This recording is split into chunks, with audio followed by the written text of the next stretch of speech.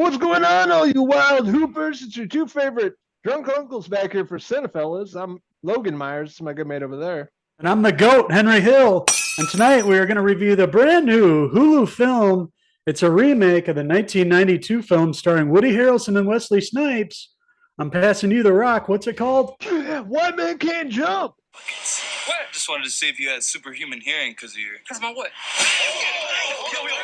They're gonna kill him in the parking lot. I'm out here. He got a flamethrower. Flamethrower? What is this, Mad Max? 5, 4, 3, 2, I let one go. I don't bluff, bro. I don't know. And where can you go from this? Once you top the comedic masterpiece being Ron Shelton's 1992 film White Man Can't Jump, starring Woody Harrelson, Wesley Snipes, and of course Rosie Perez, all at the top of their game back in the early 90s. I had that Venice Beach vibe to it. There's a lot of race, a lot of stuff going on with, white and blacks back then. Mm-hmm. Watching any John Singleton flicks back then, you would know what's going on. But, the original film had a lot of heart, a lot of comedy to it, and bring these two unlikely characters together to hoop and make some money.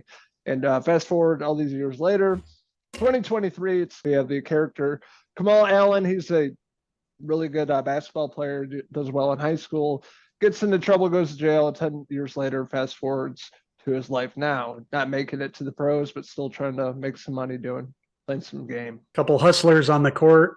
Jack Harlow playing Jeremy. He can ball, but he looks like a dope and a nerd, so nobody takes him seriously. And when he's on the court, he dupes people into playing for cash and, of course, wins. He's got good ball skills, good handling skills. So he ends up meeting Kamal, Sinqua Wells, his character. They form a friendship, and an unlikely friendship at first. He doesn't take him seriously, and he hustles Kamal one day, wins the Porsche, like this tan Porsche from him, wins the deed because, he thinks that he has no shot at beating him, and he wins and drives away. And until a couple weeks later, they meet back up and they become kind of a team, hustling together, making all this money, both for different purposes.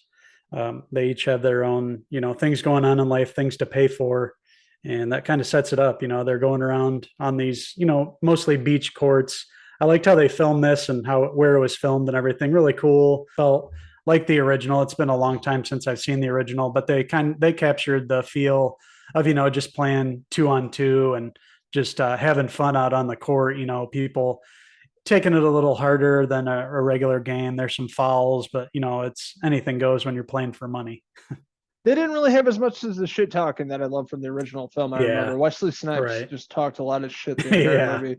And, the Kamal character didn't really have that as much. He was more of a broken person, dealing with the past and have something happen to do with his father. And then, where he's at currently and just trying to survive to take care of a family in California, which is not cheap. So he's just really struggling. And meeting up with Jack Harlow, and they kind of hit it off and just like, let's do this. Let's make some money. And of course, you can guess what happens.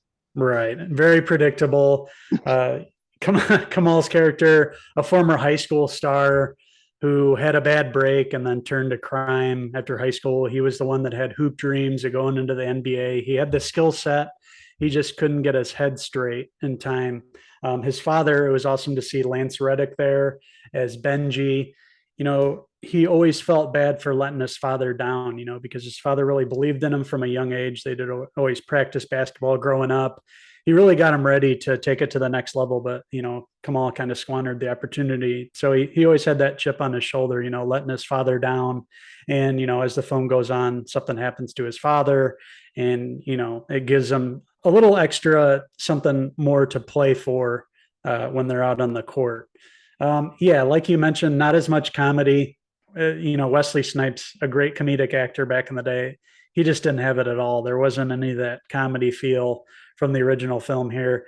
Jeremy, Jack Harlow had the more comedic bits, as the kind of goofy white guy who nobody believed in. But I like the two of them together. They were likable characters and everything. There just wasn't as much flavor as Woody Harrelson and Wesley Snipes together on screen. It was definitely missing that. They tried to update it for 2023. Stylistically, it looked great. Everything looked great. It was just missing the heart. And, it was missing Rosie Perez character from the original film. Jack had the girlfriend in this. But it was just kind of, a throwaway kind of character, kind of their home lives. They brought their, the couples together, meeting the girlfriend at, Kamal's son's birthday party. Jeremy bringing his girlfriend over and them meeting and everything at this party. They tried, but it's just unfortunately didn't live up to the greatness of the original. How can you top that? It's not going to Yeah, happen, especially in exactly. 2023 with Yeah, two actors I'm not familiar with. One's a rapper, but I'm not familiar back then, and they're on top of their game, so they really brought that chemistry. These guys do have chemistry, but it just doesn't have as much heart as the original. Nothing was on the right. line. It felt like Yeah. compared to the original. And yeah, of course, he didn't have the Rosie Perez character, which also elevated the first movie. But Mhm. overall, it wasn't terrible. It wasn't a terrible movie. Had a fun time. I laughed a few times. Yeah. The music was great. A lot of great 90s hip hop and punk rock and Sublime's in there and some other Mhm. tunes, but some good music. But I love the Venice Beach vibe, one of my favorite places in California. I Yeah. mean, you've been to, and it's always a fun time there to say the Yes. least. So they really captured that, and these guys, what they're going through and just trying to survive. So overall, I'm gonna give the new Hulu film White Men Can't Jump. I'm gonna give it a 3 out of 5 Jack Harlow hair pieces. Beautiful curls. Fun but forgettable. It's a fun film, but didn't bring anything new to the table. That's why it didn't go to the theaters. It belongs on Hulu. Something you can just throw on in the background and watch. You don't really have to pay, your full attention to. Nothing special to it, but not terrible at all either. Watchable. Definitely had its fun moments. Had some great comedic bits in it. The supporting cast was good. Really, sad to see Lance Reddick on there and with his character in the hospital at one point. I was like, damn, that's kind of art imitating life in a way. But as always, he brought his A game and elevated, the scenes that he was in. Brought the emotion when it needed.